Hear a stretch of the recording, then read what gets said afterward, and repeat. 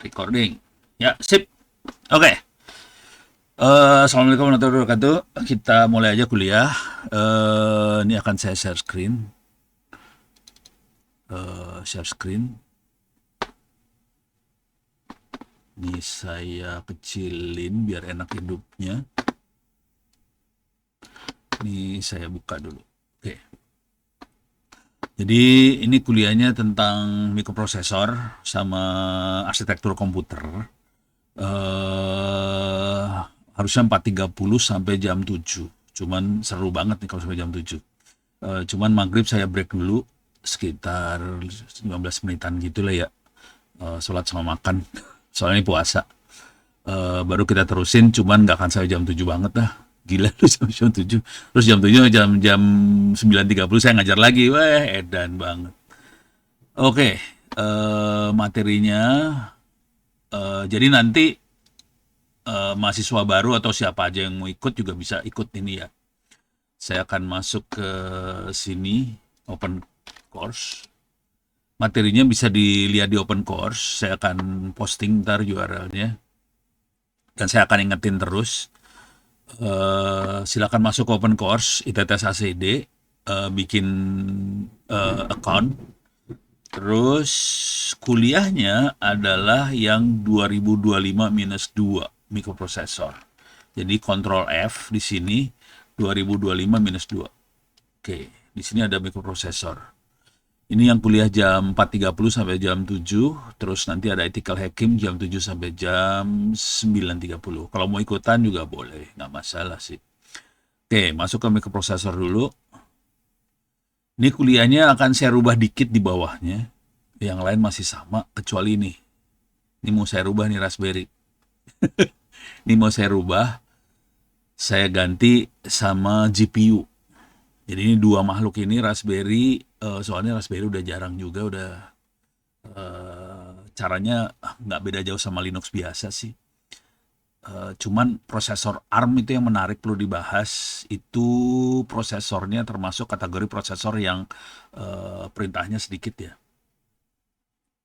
Tapi ini materi masih tetap nempel. Cuma nanti saya akan rubah dengan materi GPU. Oke, sekarang silakan di enroll ke sini. Saya copy paste URL-nya di chat box. Nah, bentar, chatnya sebelah mana ya? Salah. Mana zoomnya? Salah. Zoomnya mana zoomnya sih? Oh, di sini kali ya. Chat. Oke. Saya akan chatin di zoomnya. Oke. Itu URL-nya, perhatiin di belakangnya 74. Jadi masuk aja ke semua kuliah apa aja, silakan enroll ke 74. Nanti ada enrollment key-nya ITTS 2023. Itu saya tulis lagi, enrollment key. Oke. Jadi ini ya, 74 belakangnya. Nama kuliahnya kalau di search di sini, kalau di search namanya keywordnya 2025-2. Ini kuncinya. Jangan enroll ke yang open course. Pusing saya ntar. Soalnya buat mindahin nilainya pening. Ini berapa anak pada masuknya open course-nya aja. Ini kuliahnya sama antara open course sama sini sama. Cuman yang ini akan diupdate ya. Pakai apa sih namanya? Pakai GPU. Jadi GPU akan dimasukin ke sini. Soalnya yang sebelumnya nggak ada GPU. Oke, sekarang saya kasih review dulu, tapi mungkin minggu depan kepaksa diulang nih, cuma 5 nih pesertanya soalnya. Oke, secara umum nanti saya akan kasih lihat mikroprosesor itu seperti apa, cara kerjanya seperti apa, dikenalin sama bahasa assembler, dan contoh-contoh bahasa assembler dikasih lihat. Oke, kemudian dikasih lihat juga arsitektur server seperti apa. Membangun server sendiri, planning capacity di server, ngerakit komputer server, bagaimana kita nginstalasi server dan sebagainya. Di sini ada nih ya. Oke. Jadi awalnya lebih ke arah server, sistem operasi, IoT, lebih ke arah situ. Cuman dengan perkembangan belakangan ini, karena AI-nya naik banget, kayaknya saya perlu nambahin materi tentang GPU. Jadi GPU akan dimasukin di sini, gitu ya. Jadi berubah sih materi kuliahnya sih sebenarnya. Oke. Oke, ini urusannya eh, ini gambaran umum mikroprosesor nih, bukan bukan hanya komputer arsitektur ya. Mikroprosesor, terus bahasa assembler tuh contoh-contohnya, terus server. Kemudian di sini dikasih lihat nih 1, 2, 3, 4, 5, 6.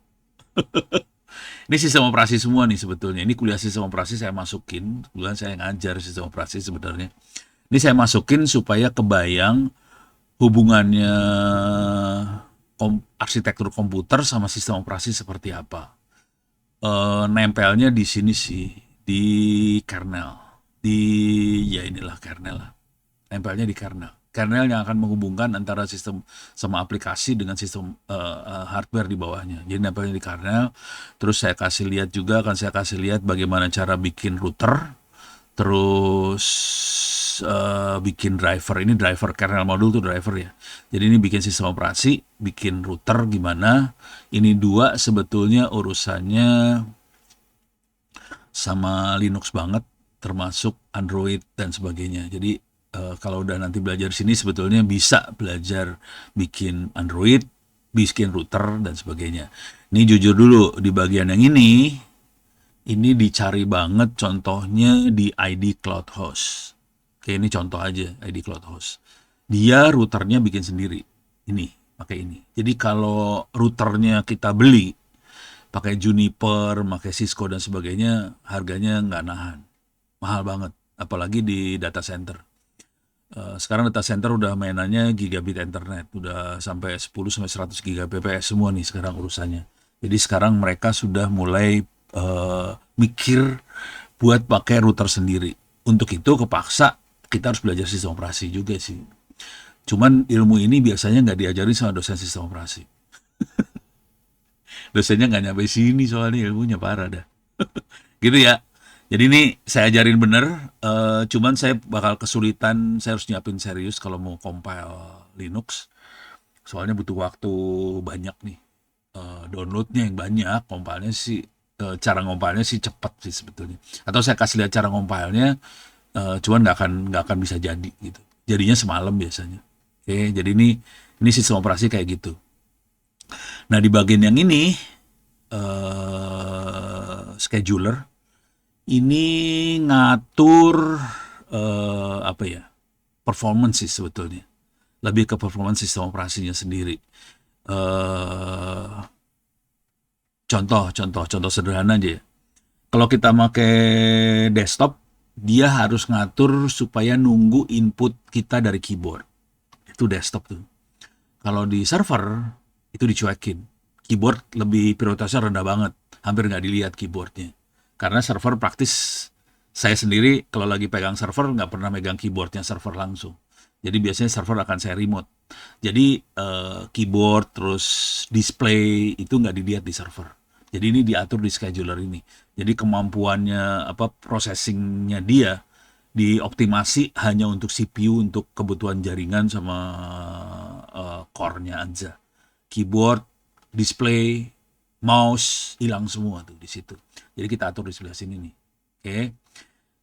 Terus yang penting juga adalah monitor kerja sistem operasi. Ini akan kerasa banget pada saat kita dihack.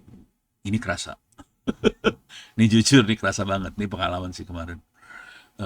Karena banyak orang-orang tidak kenal sistem operasi, pada saat dihack, dia nggak tahu bahwa dia harus monitoring hackernya, aktivitas hackernya bisa kelihatan pada saat kita monitoring kerja sistem operasi. Jadi ini waktu dihack ini kepake banget sih. Sebetulnya waktu di operasional juga kita pakai, cuman kerasa banget waktu dihack gitu. Oke. Terus kita juga perlu ngukur benchmark sistem operasi. Sebenarnya bukan hanya sistem operasi sih sebenarnya. Ini kejadian benar sekarang terjadi ini di Dinas Kominfo Tangerang Selatan, Pemkot Tangerang Selatan. Mereka harus mengevaluasi mau pakai Proxmox, mau pakai OpenStack, mau pakai pokoknya sistem-sistem yang buat virtualisasi. Nah, kerasa mereka harus ngukur nih. Nggak bisa cuma snapshot, nggak bisa. Dia harus diukur. Bagaimana cara ngukurnya di sini dijelasin. Jadi ini ngukurnya kita perlu ngukur banget nih sistem. Ini waktu pemilihan sistem kerasa nih ya.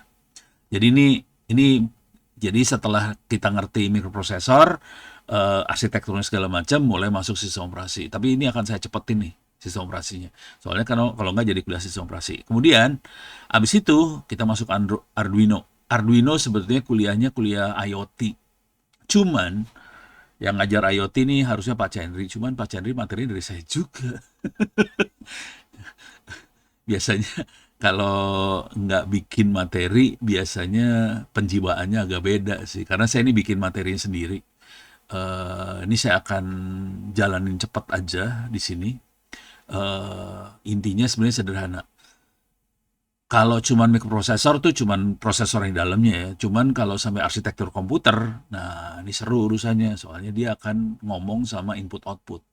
Di sini ada digital, ada analog, ada sensor, ada Ethernet, WiFi, nah terus juga ada macam-macam lah. Nah ini sampai sini. Yang belum saya tulis di sini adalah GPU-nya. GPU-nya belum masuk, kasih waktu seminggu inilah. Mungkin GPU akan mulai masuk. Oke, kalau ada pertanyaan silakan tulis di chat ya. Oke, bentar. Deh. Untuk Rangga, betul. Satu buku, satu mata kuliah. Bikin buku mah cepet kali. Ini sekalian saya kasih lihat cara teknik nulis buku buat yang pengen nulis, aliran nulis buku ya. Kalau saya, kalau bisa, bikin paper jurnal sih sebetulnya. Soalnya dosen lain nggak akan rewel. Kalau untuk kuliah nggak apa-apa buku. Kuliah nggak apa-apa buku. Cuman, kalau mau buat gantiin skripsi, sarannya paper jurnal. Kalau nggak dosen lain bakal rewel nih. Kemarin pada rewel soalnya. Untuk buku, kalau nulis buku sama paper jurnal dua-duanya, silakan masuk ke s.id/free OWP ebooks. Ini belum yang belum tahu. Jadi saya tulis ulang lah. s.id free OWP ebook, saya ambil URL-nya. Paste di sini. Oke. Saya akan masuk di sini s.id free OWP ebooks. Nah, di sini ada Onowe Purbo teknik. Onowe Purbo RR teknik. Mana tekniknya? Teknik menulis buku sih sebenarnya. Wah, saya harus search di sini. Teknik. Nah nih, teknik cepat menulis buku. Oke, silahkan nanti baca ini. Ini teknik cepat bisa dibaca.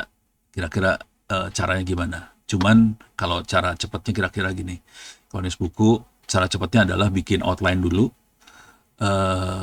Waktu bikin outline, prompt-nya kira-kira saya pengen bikin buku tentang mikroprosesor sama arsitektur komputer, atau bikin buku tentang AI, Arduino, bikin buku tentang GPU, sah-sah aja semua. Oke, jadi nggak harus bikin buku seluruh kuliah, bisa bikin buku sebagian dari kuliah aja, tapi bukunya syaratnya 200 halaman. Itu gampang sih, 200 halaman nggak susah. Nah, udah gitu bikin outline dulu, terus dari outline kita bikin per subbab, bukan bikin per bab, bikin per subbab. Oke, saya kasih contekan dikit aja ya. Saya bisa paste ini ntar. Prompt. Ini saya kasih lihat prompt saya ya. Ini buat bikin buku nih. Prompt buku ini dia. Jadi saya kasih lihat yang inilah. Ini rada lumayan ribet promptnya. Oke, ini promptnya. Oke, promptnya panjang ya. Ini kebetulan bukunya yang lagi ditulis adalah buku SMK. Saya kasih lihat bukunya. Mana dia? Ini dia. Ini bukunya. Ini buku SMK kelas 11 semester 1. Ini udah ngoding Python loh. Nih, Python nih, SMK semester 11 semester 1 ngoding Python. Ini bikinnya, promptnya, ini seluruh prompt saya jadiin satu, tapi waktu bikin sebetulnya promptnya, bentar, ini dia. Ya, saya ambil dulu ya.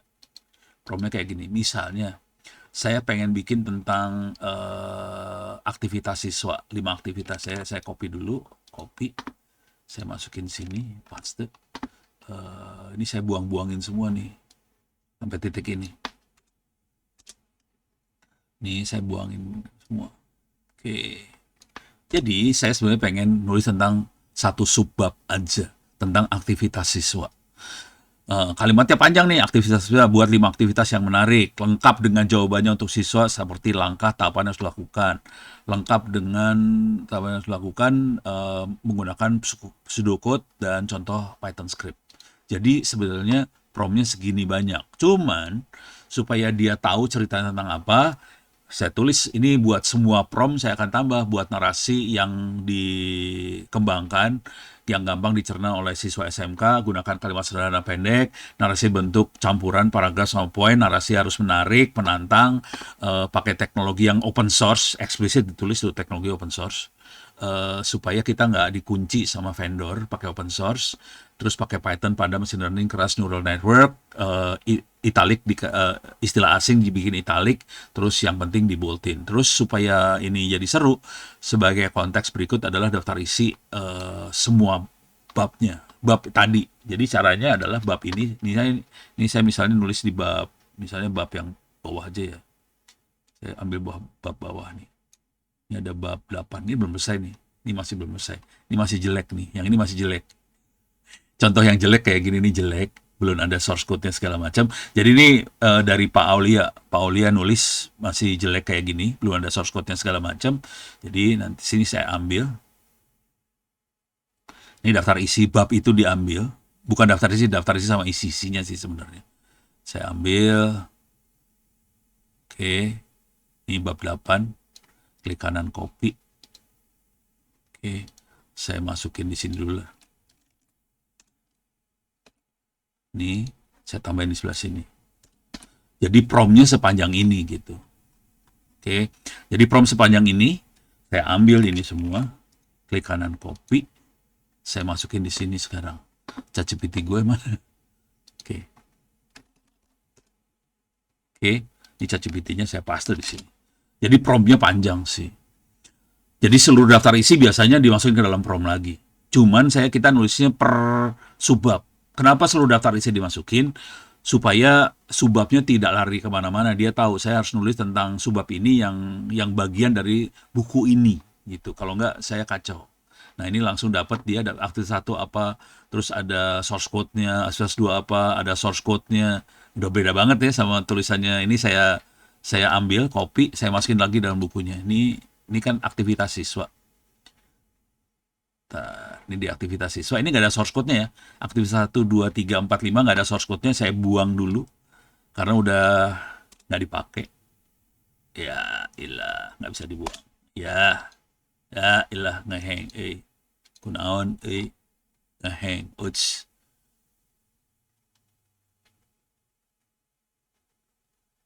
Ini di aktivitas siswanya udah.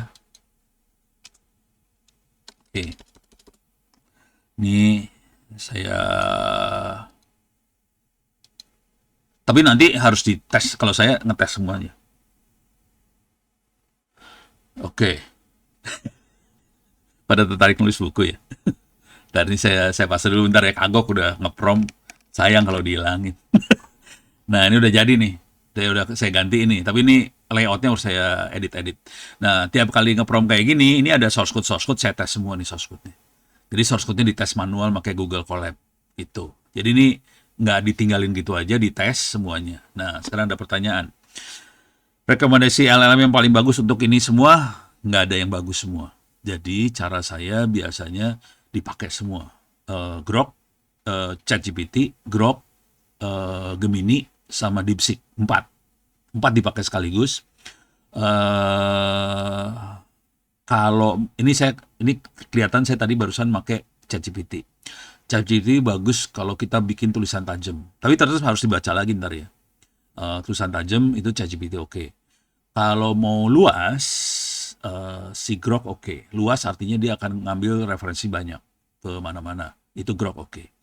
Kalau mau santun, tulisannya halus, bagus, Gemini. Gemini itu bagus tulisannya.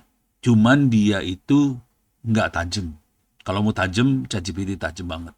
Jadi dari semua yang paling tajam tulisannya ChatGPT. Paling kritis, tulisannya. Jadi saya sukanya ChatGPT. Kalau saya kan nulisnya tajam biasanya. Jadi ChatGPT, kalau mau diluasin pakai Grok, kalau mau santun pakai Gemini, kalau mau kemana-mana pakai ini, pakai DeepSeek. Nah, Grok sama DeepSeek oke kalau mau lebar. Dan dia kalau buat coding segala macam, Grok sama ini lebih bagus sih sebetulnya. Grok sama DeepSeek bagus. Jadi teknik, kalau ini kan codingnya coding sederhana buat SMK, makanya saya nggak terlalu. Nah, kalau mau pakai 4 sekaligus, caranya kita hajar prompt yang sama di 4 ini, 4 apa sih, 4 AI, kemudian digabungin hasilnya. Cara gabunginnya kayak gini nih ntar. Mana gabung? Ini gabungan.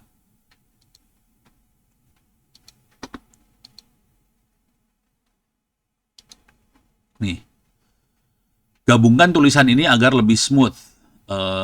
Ini kebetulan ini kalau saya sukanya kalau nulis harus ada data sama hal-hal strategis tetap ada.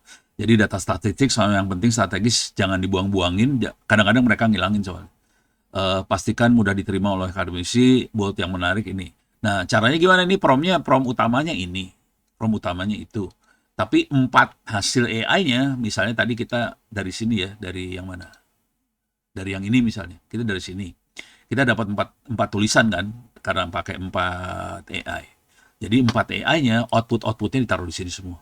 1, 2, 3, 4 taruh di sini semua. 1, 2, 3, 4 taruh, terus dipaste lagi ke salah satu. Saya biasanya yang buat gabungin bisa, kalau mau tetap tajamnya tetap kerasa, saya akan pakai ChatGPT. Kalau mau lebih santai bisa pakai Gemini. Jadi campur sih mainannya. Nggak satu-satu. Nggak fokus ke satu LLM aja. Jadi nggak ada yang paling bagus sih sebenarnya. Pakai 4-4-nya. Beres ya? Jadi buat Anda-Anda yang pengen nulis buku, oke. Nih biasa. Pengen pakai GPU, oke. Nih, sebenarnya ada 2 jenis GPU ya. Secara umum ada 2 GPU. Cuman ini si AMD lagi nafsu, jadi AMD akan nyaingin 2 jenis tadi. Tapi pada dasarnya GPU ada 2 jenis. Ada GPU yang ada HDMI-nya, itu GPU yang buat VGA. Biasanya kalau di Nvidia RTX nih. CUDA programming, iya CUDA buat programming GPU, betul. Kayak RTX bisa 4060 dan teman-temannya lah. Ini GPU yang ada, coba gue lihat dulu nih. Ada gambar ininya sih. Ini ada HDMI-nya nih. Wah, kelihatan kagak ya? Pokoknya ini ada HDMI-nya nih. Bentar. Nah, ini kelihatan. Ini ada HDMI kecil. Ini ada HDMI-nya 3 biji nih. Oke. Jadi GPU jenis ini bisa dipakai, dan GPU jenis ini termasuk relatif murah. Walaupun relatif murah, harganya tetap aja bangsanya 6 juta, 7 juta, sampai 10 juta. Jadi harganya mabok. Oke, tapi nggak penting sih sebenarnya. Oke. Yang penting dari GPU adalah VRAM-nya. Sebenarnya si prosesornya nggak penting-penting amat sih sebetulnya. Nggak fatal banget. Yang fatal VRAM sih sebenarnya. Jadi nanti kalau nyari GPU, lihat ini kan 8 GB. 8 GB pas. Oh ini, sorry. RAM-nya, ini komputer ya. VRAM-nya 8 GB, betul. Jadi harus cari yang VRAM-nya gede. Intinya itu GPU. Jadi satu GPU yang jenis ini. AMD ada GPU yang kelas yang ininya juga, namanya lupa. Padahal 2 hari lagi saya akan ngomong di AMD. Hari Rebo. AMD akan ada workshop di ITTS ya hari Kamis. Kalau mau datang silakan. Jadi AMD akan ngasih workshop di ITTS di kampus fisik hari Kamis jam 9 sampai jam 12 kalau nggak salah. Jadi dia akan workshop tentang GPU ini AMD. Jadi silakan datang. AMD, kalau saya suruh milih, saya akan milih AMD sebetulnya. Soalnya AMD itu open source. Nvidia itu closed source. Parah Nvidia itu, nyebelin sebenarnya. Jadi kalau saya suruh milih, saya lebih cenderung ke AMD. Cuman saya belum punya GPU AMD nih sekarang. Masih Nvidia semua GPU-nya. Jadi yang kelas yang pertama adalah yang GPU buat VGA. Oke, bisa dipakai, nggak masalah. Cuman sayang aja ini buat VGA. Harganya lebih murah sih, jujur nih lebih murah. Satu lagi, adalah GPU buat server. Ada namanya bisa macam-macam. Kalau Nvidia dulu namanya Tesla. Dulu Nvidia Nvidia Tesla. Ini bentuknya kayak gini nih buat server banget nih, harganya tuh enak banget nih 100 juta gitu. Angkanya bulat semua ya. Parah. Ini baru. Ini H100 termasuk baru. VRAM-nya 80 GB. Edan, yang ini mah keren banget, men. Harganya juga keren, seharga mobil. Yang ini H200. Wah, kok bisa lebih murah ya? Goblok nih. Nggak tahu dah, nggak ngerti dah gue. Oke, tapi harganya ordernya kayak gini lah. Digitnya 3 digitan rata-rata yang server. Dulu namanya Tesla, sekarang mereka nyebutnya data center GPU apa-apa gitu. Jadi nyebutnya data center. Tapi kalau kita buat ngoprek, saran pertama bukan ini sih. Bukan dua-duanya sih sebenarnya. Saran pertama datang ke lab di lantai 3 ngomong sama Yoga, pakai tuh komputer di sana udah ada GPU RTX 4060. Jadi kalau buat ngoprek aja bisa di kampus sih sebetulnya. Jadi nggak usah beli GPU, sudah ada RTX 4060. Nah, RAM-nya saya nggak tahu. RAM-nya antara 8 sama 16 sih, nggak tahu. Tapi ini saya pakai yang 16 nih. Di sebelah saya ada laptop yang 16. Sorry, 8 GB laptop GPU-nya. Jadi nanti kuncinya bukan di versi GPU, kecepatan GPU, kuncinya adalah di VRAM-nya. Nah, kenapa VRAM-nya penting? Karena dia model dari si LLM akan ditaruh di VRAM. Konsekuensinya, tapi ini kuliahnya tapi nggak apa-apa lah, bagian dari arsitektur komputer kan ya. Ini harusnya saya nyalain dulu nih, biar kebayang sekalian.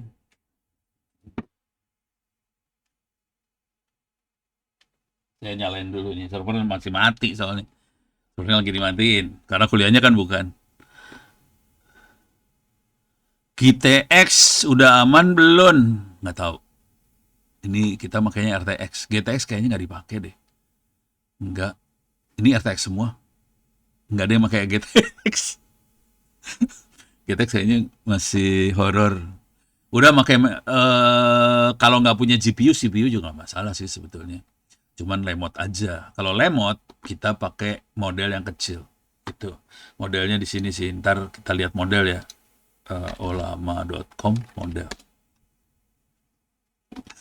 Jadi urusannya model-model ini sih. Ini perhatiin ada 20B, ada 120B. Nah, ini urusannya VRAM semua nih.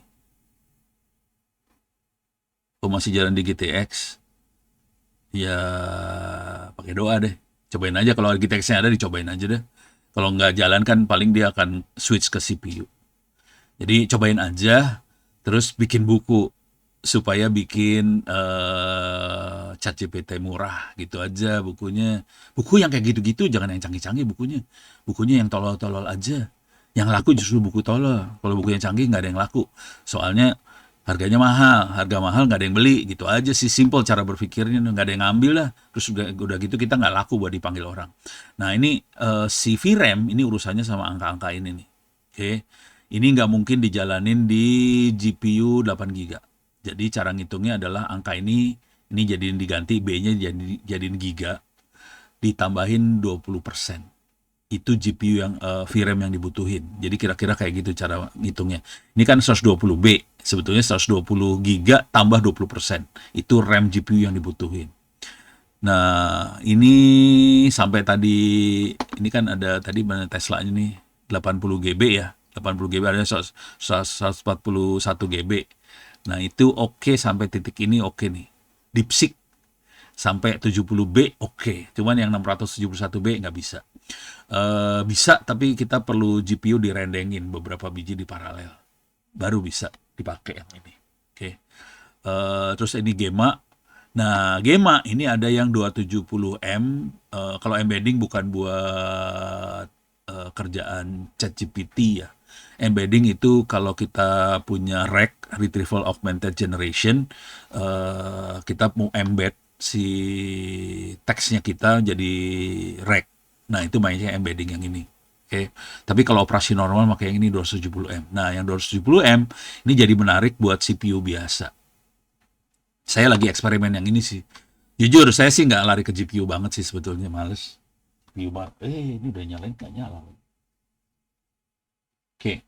Jadi saya nggak terlalu tertarik pakai GPU. Kenapa? Karena ini lagi bikin server buat sekolah-sekolah di daerah 3T. Kayaknya kalau pakai GPU pingsan semua. Jadi mendingan kita pakai CPU aja. Jadi kita targetnya kayak gini-gini. Ini Gema buatan Google ya. Kalau Gema Google yang saya udah cobain beberapa yang kecil, yang paling bagus Gema 3 ini yang 270 yang paling bagus. Keluar bahasa Indonesia sih. Jadi keluarnya bahasa Indonesia. Yang lain parah, ada Sol LLM, ada small LLM, ada mana sih? Di bawah sini deh. Nggak bagus sih. Ini Olmo. Nih. Ini ada 135, 380 jelek nih. Nggak bagus ternyata. Hasilnya tuh parah banget gitu. Kata-kata yang keluarnya nggak bagus. Bagusan yang Google punya sih. Jadi saya cobain semua. Yang paling bagus Google. Dah, Paul. Tapi kalau mau dicoba lagi silahkan. Ini ada yang 22, 33 mega. Ini kecil banget. Ini sentence level dataset. Ya udah cobain aja. Jadi cara mainnya nanti sebetulnya ini dibantu sama Open Web UI buat Retrieval Augmented Generation.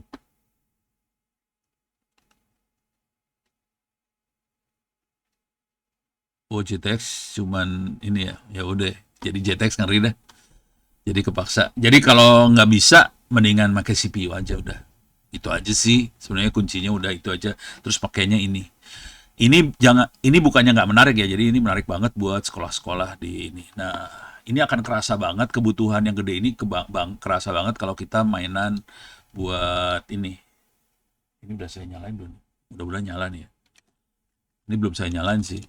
8188. Oke. Ini masuk ke server di sebelah. Udah saya nyalain. Ini adalah Comfy UI. Comfy UI buat bikin, dia bisa bantu buat bikin apa sih namanya? Audio, image, video. Jadi dia udah mainan audio, image, video. Mainnya gampang banget.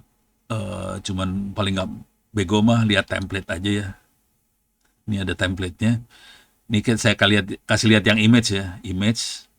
Ini udah gombal-gombal kalau bukan image, video, saya salah. Image juga lumayan. Ini kelihatan nih 14B, 14B. Ini 5B saya mungkin masih bisa, masih mau dicobain. Ini template ya. Kalau mau bikin video apa, tinggal klik aja. Ini saya akan klik sembarangan nih. Fun kamera 14B. Saya klik ya. Ini programnya. Ini kelihatan dia download 31 GB. Berarti dia butuh GPU-nya daerah 30-an. Jadi horor nih sebenarnya GPU-nya nggak kuat. Saya udah nyerah yang ini. Jadi kalau udah main video saya nggak kuat karena GPU saya nggak nyampe segini. Itu. Ini udah 30-an GB.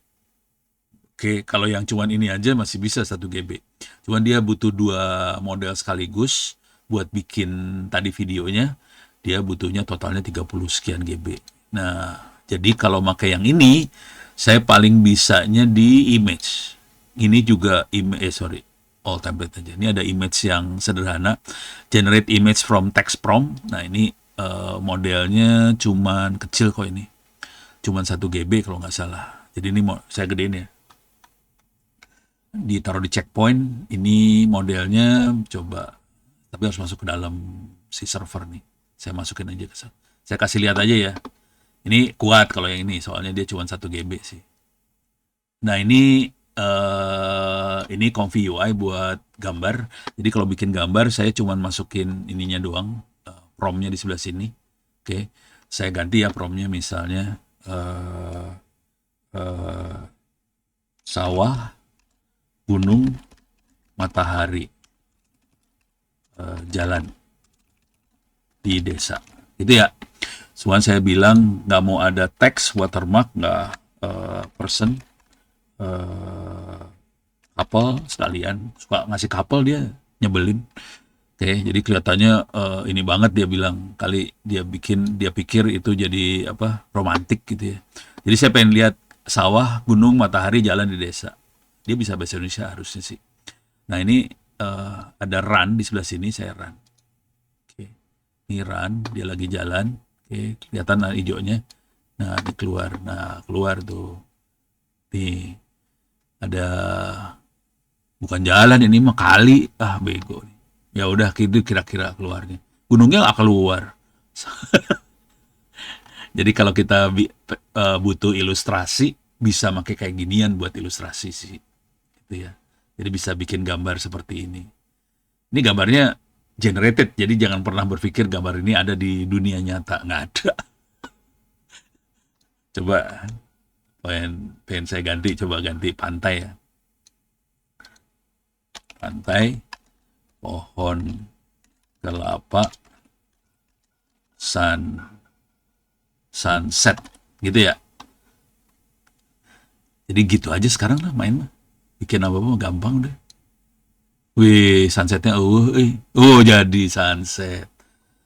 Nih, pantai pohon kelapa sunset tuh. Keren kan? Ah, keren emang tuh. Itu. Jadi bikin sesuatu gampang banget sih sekarang. Oke.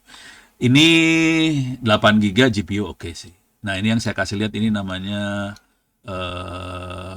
ComfyUI. Nah, cara instalasinya kalau mau ini jadi kuliahnya di berubah ya. Nggak apa-apa lah, berubah dikit. Bisa masuk sini. Ono Center RID/wiki. Terus apa ya LLM. Nah di bawah sini catatan saya ada di sini, sorry di atas ya. Ini dia, ini yang ini nih, Ollama, OpenWebUI, N8N, ComfyUI, GPU, NVIDIA, Docker. Tapi si ComfyUI-nya nggak bisa di Dockerin, nggak bisa langsung barengan sama yang lain. Ternyata beda sendiri si ComfyUI. Ini cara instalasinya bisa dilihat di sini. Jadinya kayak gitu sih. Ini nyobanya seharian nih sampai jadi. Salah, ini salah, itu salah. Akhirnya berhasil. Oke. Ini kenapa masih ada yang ini ya? Oh ya, ini nggak apa-apa lah. Ini nggak apa-apa. Nah, nanti si model-model ini ada di folder ini sih. Model di sini nih. Jadi saya bikin folder ini di home directory-nya server, AI Stack, ComfyUI, Docker, terus ditaruh di folder model. Nanti download modelnya sih, karena ini pakai server, ini si ComfyUI nggak dirancang buat server sebetulnya. Si ComfyUI dirancangnya buat desktop. Jadi karena itu server, nah itu nyebelin banget. Saya harus remote login ke servernya, masuk ke folder ini. Jadi tiap kali dia butuh model ini, dia kayak komplain yang tadi kan dia kasih tahu URL-nya di mana buat download. Kebanyakan di Hugging Face. Ya udah download ke server manual. Jadi nggak bisa dari sini downloadnya. Kalau di sini nanti masuknya ke desktop saya, nggak akan ada di server juga sih. Beres ya. Jadi kira-kira gitu. GPU-nya saya akan lebih ngebahas si arsitektur GPU-nya. Sama drivernya, cara makainya segala macam, kira-kira gitu. Oke, agent AI-nya di N8N sih. N8N-nya bisa jadi agent. Ntar, mana N8N? Oh, N8N tuh portnya 543 berapa? Coba bentar. Ini agentnya sih 5678. Ini agent. Sebenarnya bukan agent juga sih, dia buat nyambungin aja antar aplikasi. Ini kebetulan saya lagi nyobain Ollama, dia ngomong ke Ollama. Cuman nanti keywordnya ini N8N nih sebenarnya, aplikasinya N8N, dia bisa nyambungin ke banyak hal, gitu ya. Ini kebetulan ada chat message, ini dia bisa ngomong ke Ollama. Dia bisa juga dipakai buat scraping web. Jadi kita bisa nempelin agent buat scraping web, terus dia bisa masukin kemana, dia bisa ngirim hasilnya Ollama kemana. Jadi ini bener-bener dari mana, kemana, lewat mana gitu. Ini parah banget nih N8N. Ini N8N buat nyambung-nyambungin kemana-mana sih. Saya nggak ngasih kuliah tentang ini, maksudnya di jadwal-jadwal saya nggak ada kuliah ini, nggak ada. Mungkin ada lah di Big Data, ntar saya tambahin lah. Oke, jadi keywordnya N8N, caranya nanti kalau mau nyari gini. 8N, misalnya scrap website. Nah, ini dikasih tahu caranya gimana nih. Oke. Scrap store data multiple website pakai 8N gimana caranya? Itu. Ya kalau mau bayar ada bayar. Ini use for free. Ini kalau use for free pakai dia langsung ya. Kalau saya nggak mau pakai dia langsung, saya ambil semuanya kita bikinin sendiri gitu. Jadi ini nanti ada harus ini lagi saya lagi belajar sih jangan khawatir. Nih ininya nih programnya segini gelo lah. Coba bisa nggak diklik? Nih kayak gini nih programnya. Parah, parah banget. Ngeri dah pokoknya kalau udah mainan yang ini mah. Ini ngodingnya parah. Ngodingnya kayak gini sih, ngodingnya nggak parah-parah banget sih sebenarnya. Cuman ya nyebelin aja kalau nggak tahu. Kalau nggak tahu kan harus nyari kiri kanan. Ini rada nyakitin sih. Tapi kita bisa sampai kayak gini. Ngambil ini terus jadi kebanyakan orang-orang sekarang pakai N8N buat nyambungin si olamanya ke macam-macam gitu. Jadi ini sebagai penghubungnya sih. Gitu. Itu ya, jadi N8N-nya ada juga udah diinstal. Ini kalau ini si Comfy UI, ini cara nah ini nih N8N-nya cara installnya gini doang sih, udah sambung. Ini saya bikin nggak aman karena lokal ya. Jadi saya bikin nggak pakai password segala macam bisa langsung ngomong kemana-mana. Ini password-passwordnya dibuang-buangin sih. Kalau nggak pening kepala nih pakai password kacau. Ini port-portnya si Olama jalannya di API-nya 11.434. Kalau si Open Web UI 3000, si Comfy UI 8188, N8N 5678. Ini. Terus modelnya yang kecil-kecil yang ini nih. Nih sorry dari sini nih. Nah ini yang kecil. Nah ini lama semua LLM tadi jelek nih. Jadi semua jelek kecuali Gema. Gema bagus. Gwen nggak sebagus Gema, makanya saya bingung nih. Si Gema Google yang bikin, makanya keren juga sih Google. Tapi ini 270M, kalau 1B kayaknya lebih bagus sih. Ini masih, kalau ini buat komputer biasa oke. Yang ini kita perlu GPU kali. Kalau mau rada enak dikit. Kalau mau mainan grafik kita makanya Lava. Itu. Sama ini saya belum nyoba sih, yang Granite belum nyoba. Tapi ini udah di download semua sih. Modelnya udah ada di server semua. Gitu. Oke, beres. Balik lagi ke kuliah. Saya punya waktu 45 30 menit lebih ya. Oke. Ini tutup ya. Tutup. Ini tutup. Ini tutup, tutup, tutup, tutup.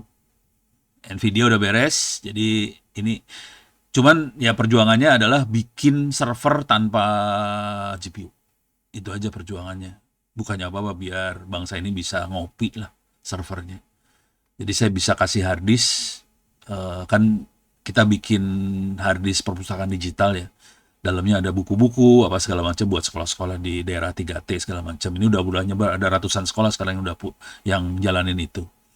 Nah, saya lagi mikir dengan cara yang sama di hard disk yang sama saya akan rubah hard disknya ditambahin ChatGPT lokal. Jadi cuman Olama sama Open Web UI doang. Modelnya cuma dibatasin sama Gema 3 270M doang gitu. Cuman agak horor itu outputnya kadang-kadang ngaco dia. Susah lah kalau model kecil. Oke. Ini buku udah beres ya. Jadi kalau mau nulis buku welcome banget. Kalau bisa pada nulis buku Ilyasa tolong kasih tahu teman-teman di angkatannya. Kalau pada mau ikut kuliah saya juga silahkan aja. Silahkan ikut kuliah saya nggak masalah. Terus saya ulang lagi ya. Ini udah ada berapa orang yang ikut? 13 orang. Saya ulang lagi. Kuliah saya silakan masuk di open course.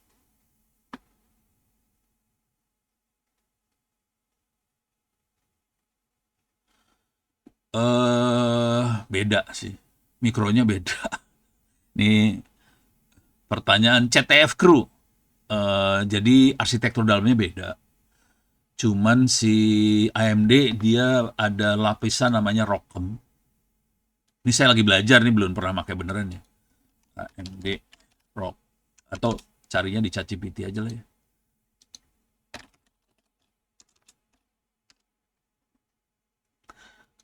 Apa beda AMD Rock ROCm versus Nvidia Tesla. Sebenarnya beda nih. Sebenarnya nggak eh, ROCm itu software ya. Tesla kan hardware. Jadi nggak boleh, harusnya ini pura-pura bego aja nih. Ini apa bedanya AMD ROCm sama Nvidia Tesla? Namanya Radeon Open Computer. ROCm tuh itu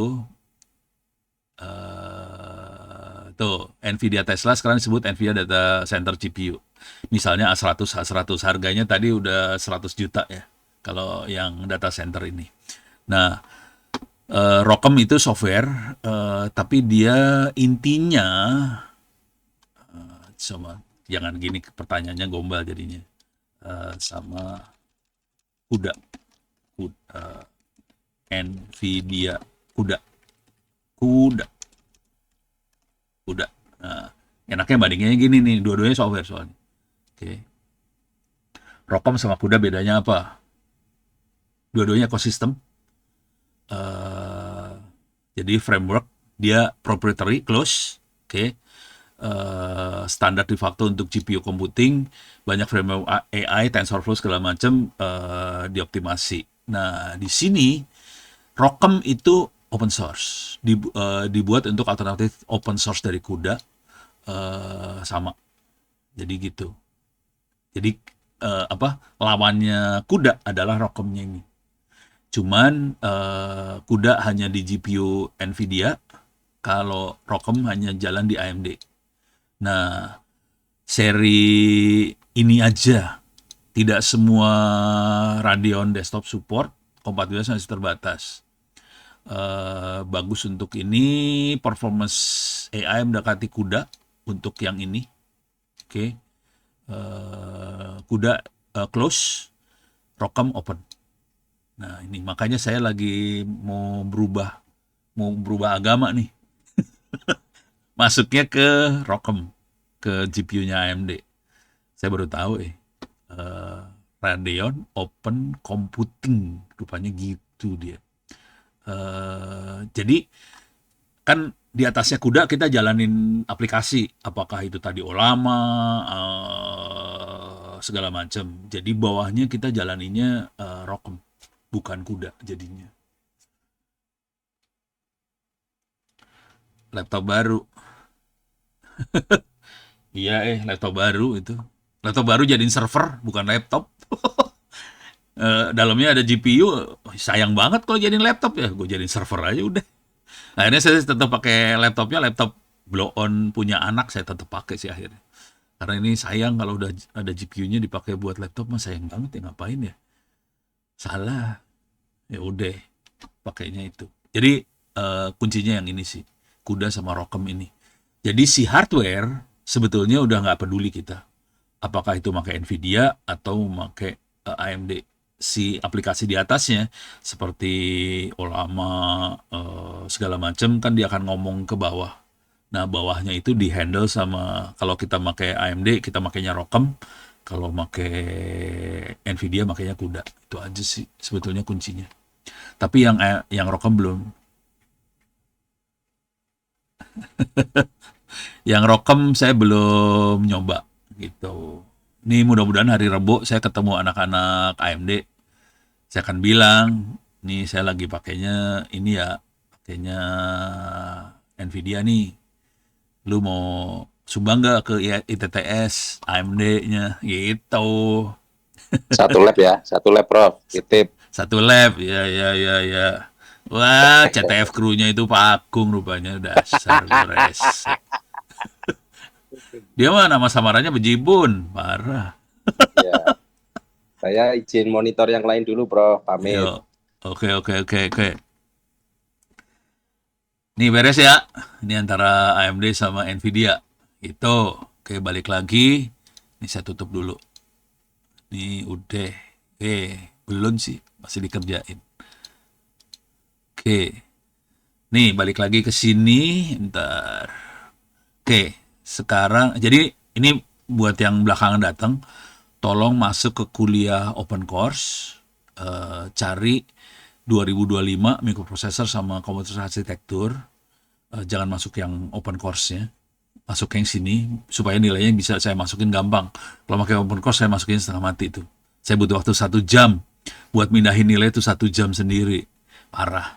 Soalnya di sana ada 37.000 orang. Jadi mindahinnya setengah mati.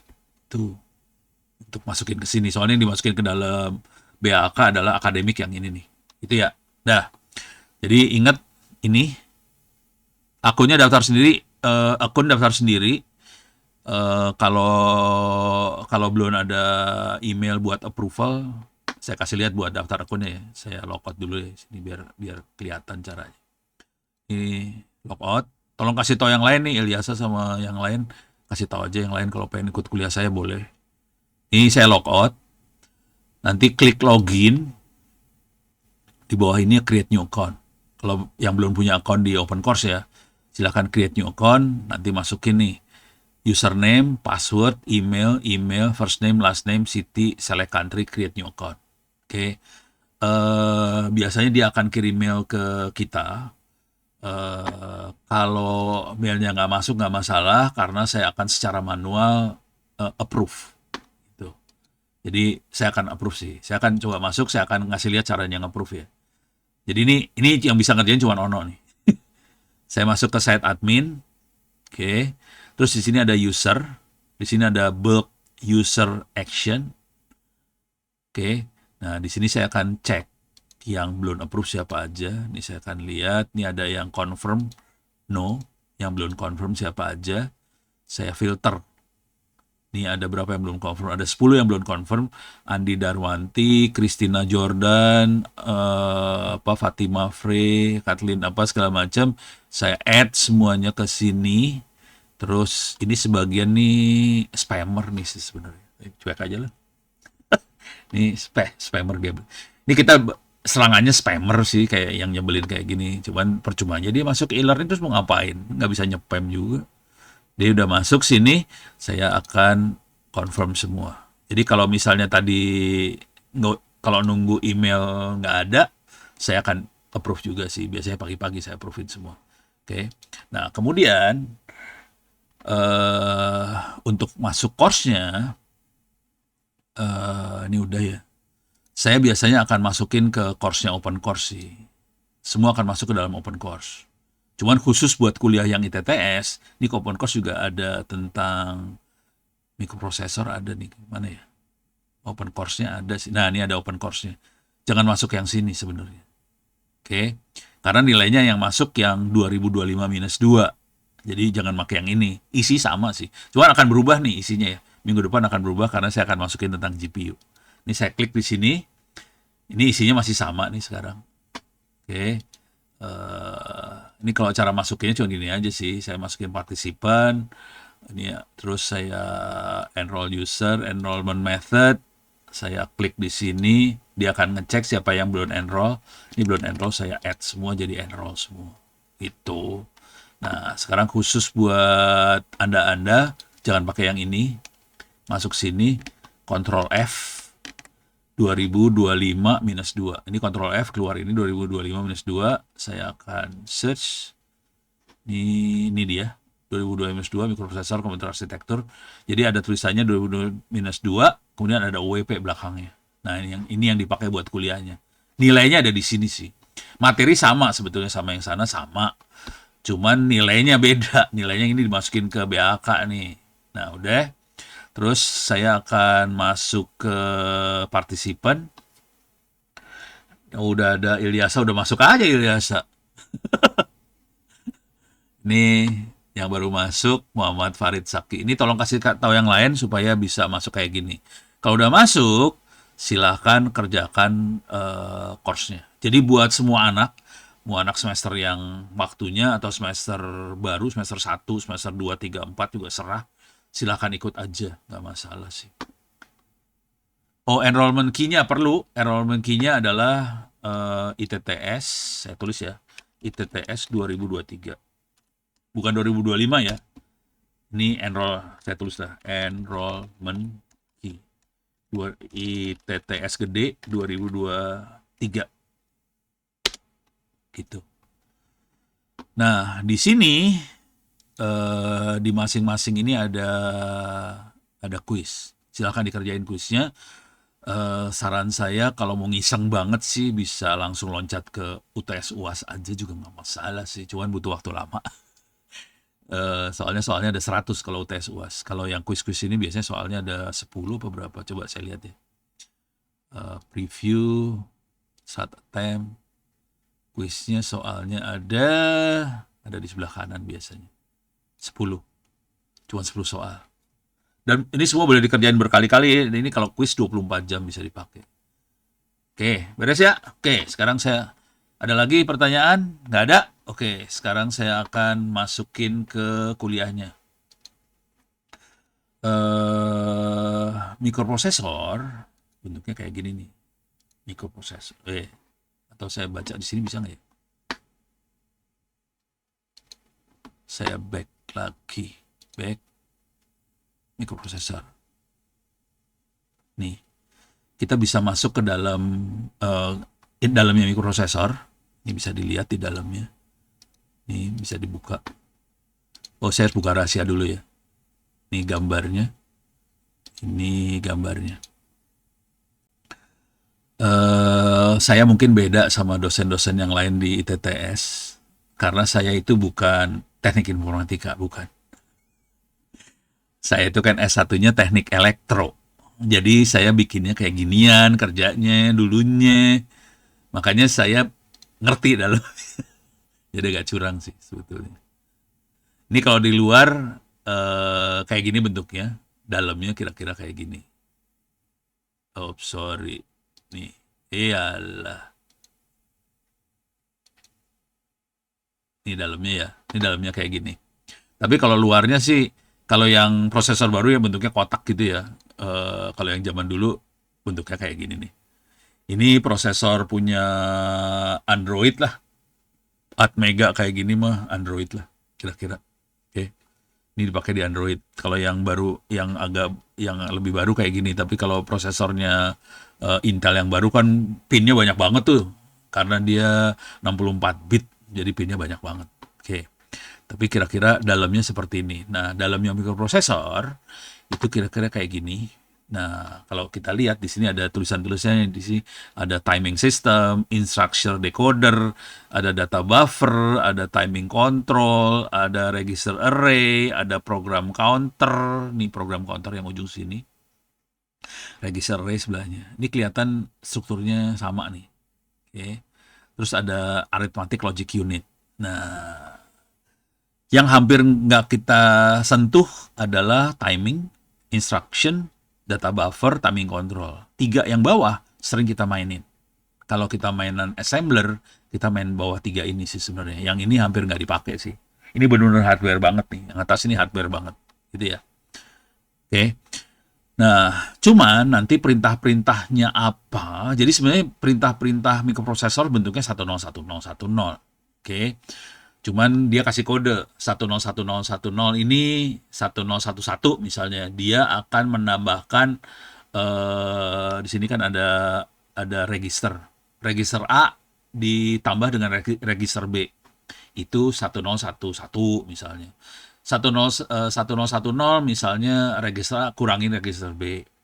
Kalau 1101 apa, itu apa, kerjaan apa. Satu ini di OR, ini di AND. Jadi perintahnya logic banget. Gitu ya. Oh, ini buat Andi. Ini namanya Andi ya.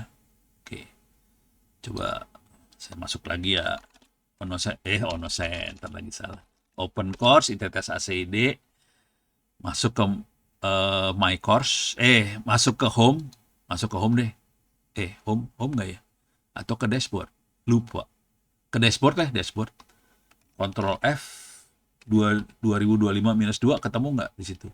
Atau kalau nggak gini dah, masuk ke situs apa aja, masuk ke ITTS Open Course nggak apa-apa.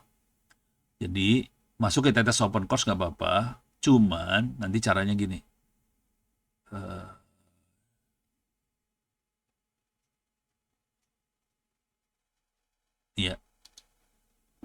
Nih lihat mudah-mudahan kelihatan nih, nggak gitu kelihatan. Ini angkanya 74 di ujung sini nih.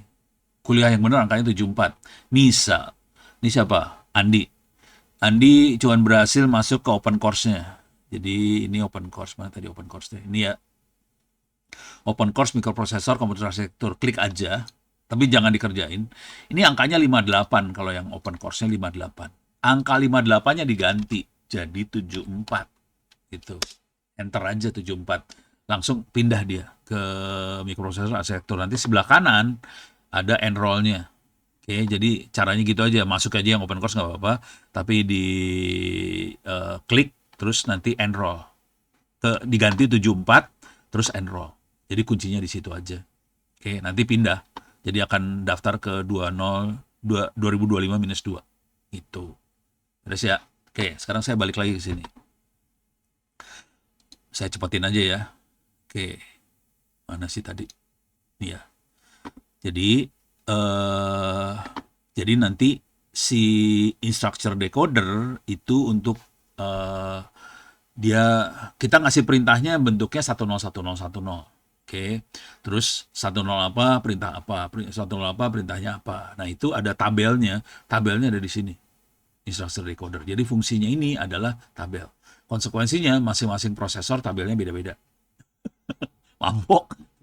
Oke, tabelnya beda-beda, masing-masing prosesor tuh tabelnya beda. Nih, udah gitu. Di dalamnya dia ada program counter, itu akan kepake waktu kita simulasi menjalankan prosesor. Program counternya bakal kepake. Tapi yang akan kita pakai banget adalah register array sama arithmetic logic unit. Arithmetic logic unit itu fungsinya adalah fungsi-fungsi aritmatik, tambah, kurang, gitu. And, or, logic tuh and, or, apalagi NAND, apa itu logic semua ya. Jadi ada dua fungsi di sini, ada arithmetic, ada logic. Jadi kalau misalnya kita mau kali 16 kali 7, caranya 16 ditambah 7 kali. 16 tambah 16 tambah 16 tambah 16 tambah 16 tambah 16, 7 kali jadi kali. Kira-kira gitu sih. Jadi prosesor tuh tolol sih, goblok banget sih kalau udah tahu dalamnya sih. Jadi bentuknya kayak gitu. Bukan kali-kali biasa sih. Oke, jadi ini arithmetic logic unit fungsinya buat itu. Nah, si register adalah cara ngelihatnya kayak variabel yang ada dalam prosesor. Dia kayak bisa dilihat juga sebagai RAM. Kalau RAM gedenya tempat data kita ada di luar ya, di luar prosesor. Yang bisa kita tambah-tambahin. Tapi dalamnya prosesor cuma gini doang. Gitu. Deh, Paul, kayak gini. Oke.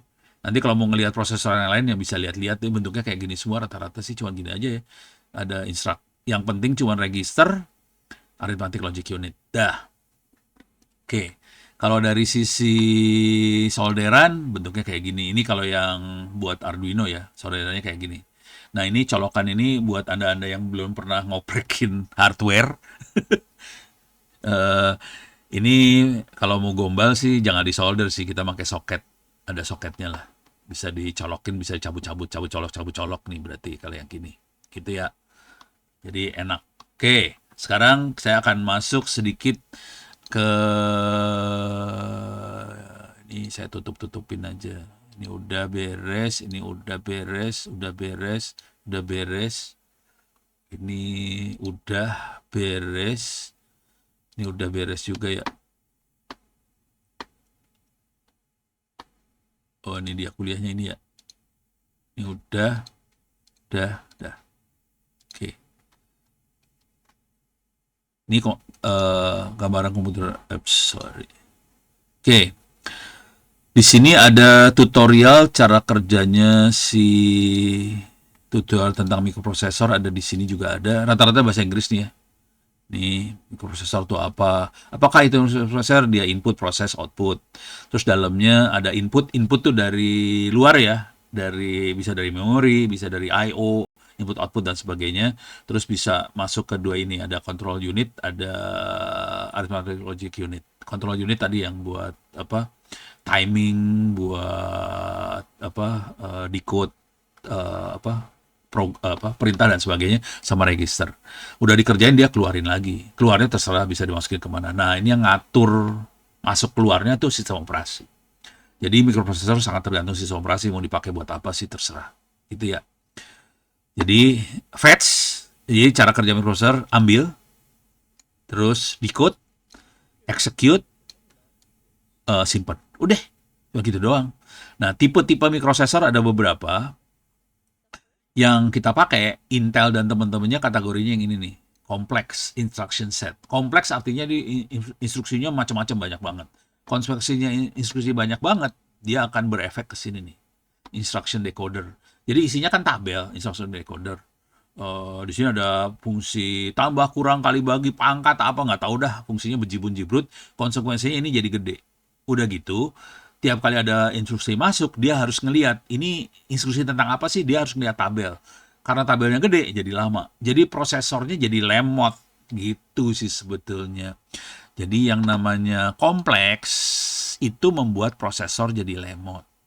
Kemudian dikeluarkanlah RISC, Reduced Instruction Set Computer. RISC itu instruksinya lebih sedikit, konsekuensinya lebih cepat. Ini yang dipakai sama apa? Ini contohnya yang SIS dulu ya. Yang kompleks itu dipakai dari 386, 486, Pentium, Intel lah. Intel mainannya yang di kompleks ini dia. Dia seneng sama yang hal yang ribet gitu. Memang enak kali ya, tapi ribet. Akibatnya prosesor jadi lambat. Kalau yang ini RISC, itu prosesornya sederhana, lebih kecil. Cuman kalau perkalian jadi tadi, kalau ngali.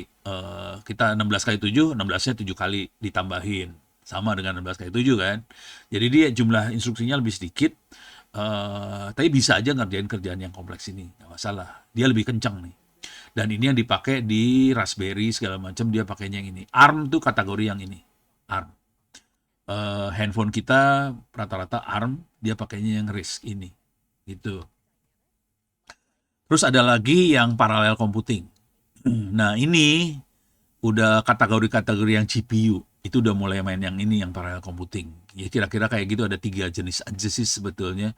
Yang ini yang kompleks, yang reduce, kita mulai banyak main ke reduce supaya kenceng. Satu lagi buat paralel. Paralel ini buat GPU. Contoh parallel computing misalnya kita mau penambahan 2 matriks. Kalau kita pakai satu-satu bonyok nih kalau matriks. Kalau mau cepet mainnya paralel. Jadi kita udah mulai main ke arah sana gitu. Nah, ini GPU kalau yang ini kelasnya. Makanya saya akan nanti tambahin ke GPU ya. Terus unit-unitnya yang sering dipakai adalah CPU, kita tahu makhluknya apa. Instruksinya biasanya nyebutnya ISA, itu ada beberapa, ada SIS, ada RISC, ada Arithmetic Logic Unit, ada control unit itu yang ngatur timing, input output, ini control unit. Terus ada kecepatan clock. Clock kita sudah sampai levelnya gigahertz. Oke. Saya sendiri mainnya dulunya pakai beberapa megahertz, itu pakai Z80, itu 8 bit. Sekarang udah 64 bit ya, 8 kali 8 itu. Parah banget. Terus prosesor zaman dulu nggak ada core-nya, cuma satu core semua prosesor zaman dulu. Sekarang core-nya banyak. Satu prosesor core-nya bisa 32 core lah, ada yang 128 core lah. Ini core-nya parah banget hari ini, gila banget ya. Terus ada juga cache memory. Cache memory itu ada yang ditaruh di dalam prosesor, ada yang nggak ada. Itu tergantung prosesornya, yang mahal atau murah. Oke. Nah, ini bus ini yang bikin tewas nih. Bus ini adalah berapa bit data yang bisa masuk sekaligus ke dalam prosesor. Hari ini busnya udah 64 bit, mungkin udah lebih sekarang. Jadi busnya 64 bit. Zaman dulu kala busnya cuma 8 bit, jadi cuma data 8 bit yang bisa masuk. Kalau sekarang 64 bit bisa masuk sekaligus, makanya si prosesor ini pinnya banyak banget. Gitu. Ada floating point unit, itu koprosesor nyebutnya. Ini zaman dulu sih. Jadi prosesor sama buat ngitungnya dipisahin. Kita nyebutnya koprosesor buat matematik. Kalau sekarang koprosesornya, floating point unitnya udah di dalam prosesor juga supaya cepat semuanya. Jadi ini udah nggak ada nih, banyaknya udah dalam prosesor semua. Multithreading ini supaya si prosesor bisa jalanin proses berbarengan. Satu lagi overclocking. Overclocking ini kerjanya anak-anak AMD banget sih. Jadi AMD banyak overclocking. Kalau sekarang mungkin, kalau saran saya sih ya, kalau saya kan orang elektro, saya ngerti hardware-nya banget nih. Kalau saya nggak akan overclock, soalnya umurnya jadi pendek. Ini bayangin aja nih, peralatan elektronik dinyalain dengan kondisi panas banget gitu.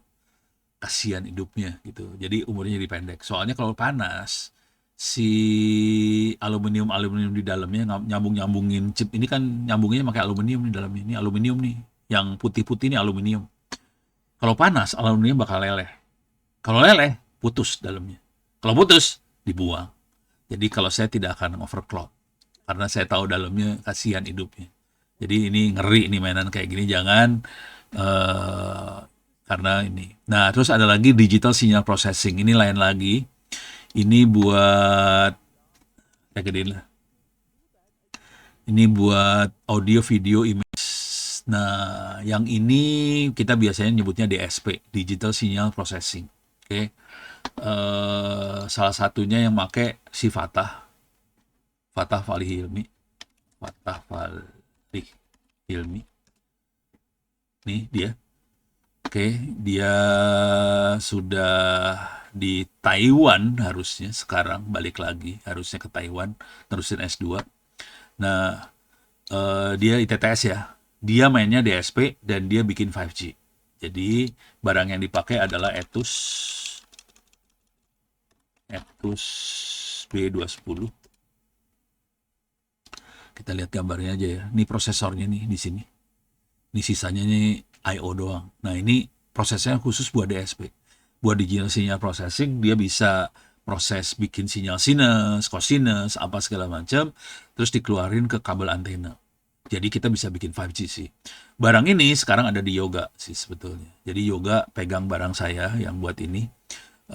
Targetnya dia akan bikin radio buat amati radio segala macam dari komputer. Jadi komputernya bisa nanti pengennya diajak ngomong pakai LLM sih. Jadi LLM disambungin ke DSP buat ngomong gitu kan, seru kan. Jadi kira-kira itu nih barangnya yang ini nih, gitu ya. Prosesornya yang ini sih. Oke.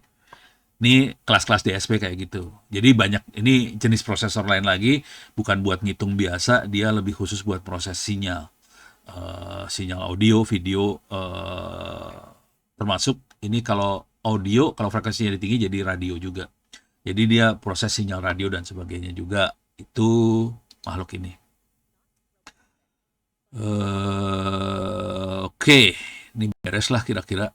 Bisa dilihat-lihat kalau mau iseng. Saya cepet aja ya. Saya bakal cepet sih sebetulnya.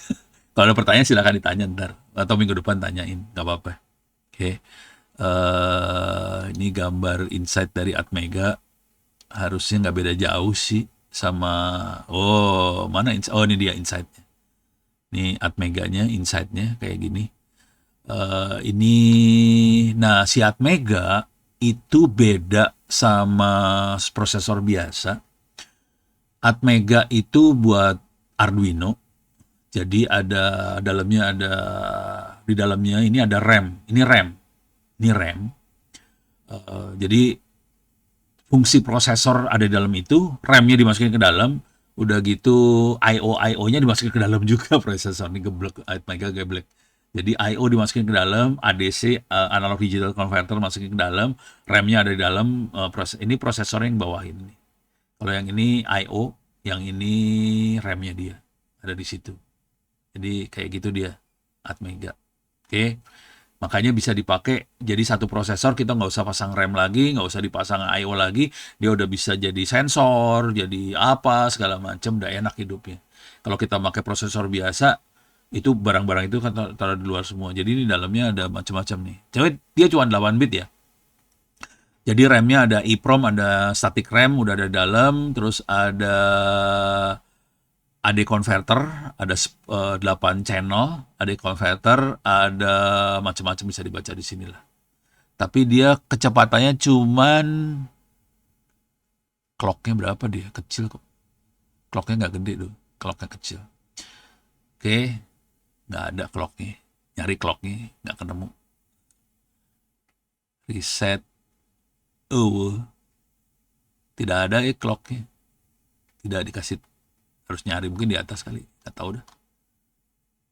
Kira-kira kayak gini ya. Oke, ini Atmega. Ini jenis, kalau kita nyebutnya udah bukan CPU, ini bukan Central Processing Unit, ini sudah microcontroller. Kita nyebutnya udah microcontroller karena CPU dengan aksesorisnya sudah dimasukin ke dalam di sini. Jadi microcontroller dia. Jadi lebih enak hidupnya. Kira-kira gitu. Oke, itu adalah Atmega. Oke, sekarang ini bisa dibaca-baca, yang lainnya bisa dibaca-baca supaya kuliahnya bisa kebayang cepat. Tapi saya punya kecenderungan bakal dicepetin sih. Oke, ini kira-kira kayak gitu. Ini ada tutorial sistem arsitektur. Coba di sini kita lihat dulu. Ini apa nih? Oh, ini tadi nih. Ada input, masuk arithmetic logic unit, control. Di sini ada storage, itu bisa berbentuk apa? Array. Tapi kalau di Atmega kasusnya jadi RAM dia ya. Oke. Jadi cuma input output, ALU, arithmetic logic unit, control unit, storage. Udah gitu doang, prosesor gitu doang sih. Nggak macam-macam sih sebenarnya. Oke. Oke. Nah, saya oke.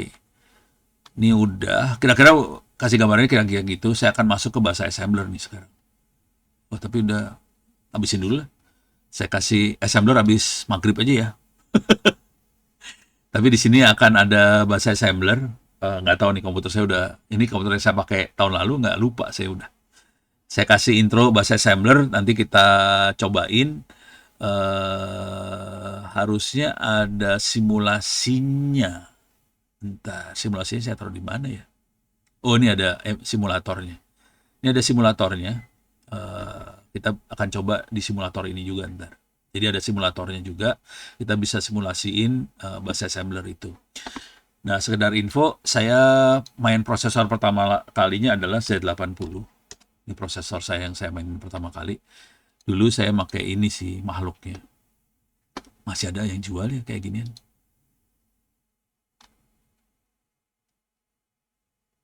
Ya, yeah, yeah. Parah lu. Z80. Nih, pakainya kayak ginian sih. Oke. Harganya 3 juta. Ngapain beli ginian 3 juta mah? Nggak balik modal. Nih dulu saya mainnya kayak ginian sih. Buset. Multitech ini 3 juta harganya ya, mahal banget ya sekarang. Ini legend banget di antara kita dulu. Jadi kalau kita mau belajar mikroprosesor kita makanya ini, dan kita masukin perintah-perintahnya perintah bahasa mesin, bukan bahasa SM ya, udah mesin banget tapi udah dikasih keyboard sih. Jadi misalnya load ke register A, load register B, apa gitu. Oke, maghrib. Ini saya buka puasa dulu. Kita mulai lagi jam 6 lebih berapa nih? 6 lebih 5, 6 lebih 10 ya. Terus kita sampai jam 7 kurang lah. Gitu ya. Kita tutup dulu. Kita akan maghrib dulu di sini.